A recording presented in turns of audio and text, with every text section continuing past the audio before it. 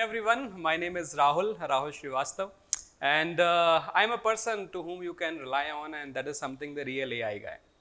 Why I'm talking about real AI guy? Because I done my masters in AI way back in 2011-12 when people were not actually doing the real AI which is happening. So from that time, worked on the artificial intelligence and neural networks, and that is the reason when I come to this, in the year of 2025, when we see, it's really interesting to see how different applications of AI is working. All right. So I start ahead with my session, and as we talk about, it's really important fact we have to understand. For all the people who are from the generation which is millennial generation, we see everybody used to know a mobile phone which is called as Nokia, right? And everybody used to have that one set of mobile phone, but now when we see in 2025, we find the market share or the presence of that particular company is completely zero. If you take another example, and that example is of one of a company who started manufacturing the cameras, and if we try to see in current era, that company, the market share of digital cameras, it's actually zero in terms of their share in the global market.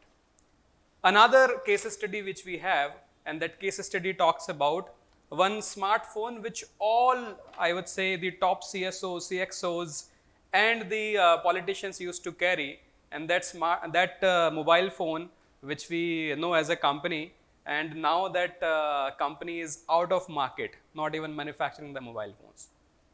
All these big case studies, that once the companies who were the market leader in their field, now they are out of market. And what did they miss? They missed the biggest shift of the era, and that was transformation with the innovation. And that is what coming out in this current era, the transformation which is artificial intelligence. When we talk about artificial intelligence, PwC as a consulting firm, they give a report, and that report talks about that it is the transformation and the opportunities AI is going to bring to the world, that is combined the GDP of India and China together in next 10 years. That's a published report what PwC shared. And this comes to us with a really important insight. And that insight is the people, the businesses or the houses who are adopting technology or adopting artificial intelligence, they are going to go great. They will be able to adopt the systems, but the people or the processes or the business houses not able to adopt technology, they will be out of the market really soon. There is one more interesting case study. First iPhone got launched in 2006, I believe, right? And the smartphone concept of smart screen, in just recent 15 to 20 years time, if we try to see, we did not have any solution 15 years back for getting the food sitting at our home. We did not have any option to buy the groceries which comes to our houses sitting at home. We did not have opportunities to book the flight sitting at home on our application. We did not have such opportunities where we can buy anything it come to our houses and even be able to return. These all transformation which we have are just 15, 16 years transformation.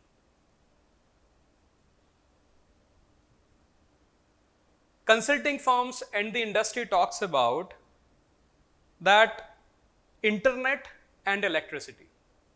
So first, electricity was one of the biggest transformation of that era, and then internet became the second biggest transformation of that era.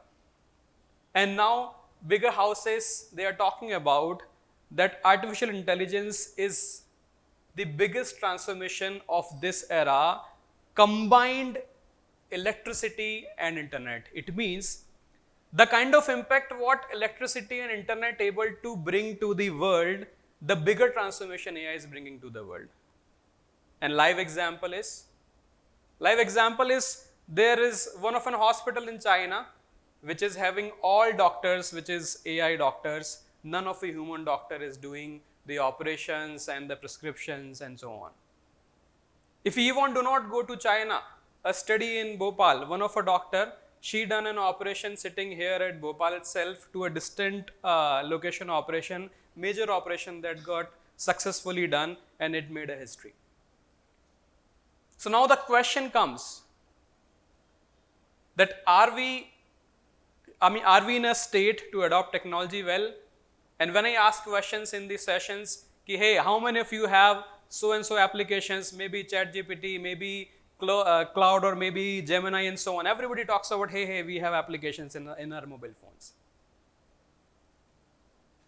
This is a good approach that we are becoming user of artificial intelligence. And from this forum, I highly encourage that we have to change our mindset from a consumer mindset to a creator mindset. And that is something which I always ask in my sessions. What is that? If I ask, are you adopting AI? Are you adopting technology? Everybody will say, yes, we are doing it. No, this is not. If we are just becoming a consumer of the technology or an application, we are not adopting technology. The requirement of the era is to become creator of technology. We are really happy with the digital transformation. So many, I would say, digital creators and content creators are now helping a lot of people. But at the same time, it is really important for us that we all able to, or some of the percentage able to become the creator of artificial intelligence. And the people who are adopting this, I would say, the opportunity, they are going to become the millionaires or billionaires or the change makers in the coming time of era. Gone is the time where you had to have big houses, big organization, big funding so that you can run a successful business. Now the time has come which we all can relate. The rise of solopreneur is happening big way. And it will be great, and I can see from this house itself that people who are becoming millionaires or billionaires, or they are raising funds really higher for their companies, I'm sure their co-founder will be AI, not a human. And if we understand the real power of AI, the utilization of AI, it's not only regarding using that applications or number of applications, it is regarding how we can be creator of that solution. So here I come with 3 important concepts which all can apply. First, which I always recommend, we all have been using some of the AI applications or LLM platforms. One practice which I ask all of the individuals I meet, that ask a question from any of the AI model you work with. Ask a question. The question is, rate me on the level of questions I ask in comparison to the global people asking questions to you. It means I'm asking the AI model to rate me the kind of questions I'm asking. So when I ask the right questions, I'll get the right answers, which is right. But we'll be surprised to know it, because I've done this exercise for a lot of MSMEs, entrepreneurs, business houses, and even students. You will find out when you ask this question in terms of percentage, most of the people find their rating or their rankings below 20-25% the level of questions we are asking. So first is, get our ratings done and then start asking the right question. Second important point. We all understand to build up an LLM model or to build up an AI technology, it requires a lot of GPUs and high-end processing machines. I'm not encouraging you to do that. What I'm encouraging you to utilize the main source of these giant companies, but able to build up a solution out of these bigger companies and LLM models they are already there. Be it agentic models, be it LLMs, we are able to utilize this model and come up with a real solution. So now this second version comes to the third part pointer is, and that is something we really have to identify what? The real problems which we can solve with the help of AI, not only as a consumer but as a creator. And that is the reason I always encourage people that we need not to worry about how AI is replacing jobs, because as per the current study, 127 jobs are already replaced by artificial intelligence utilization, be it content creators, being image generation, being video editing, a lot of high-end editing softwares are getting upgraded and so on.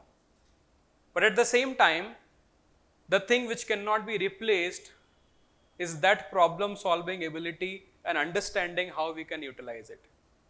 And for the same reason, I written the first human plus AI collaboration book, and with the vision that how we all can collaborate in a great sense with artificial intelligence and come out with great solutions and the I would say opportunities for coming generations.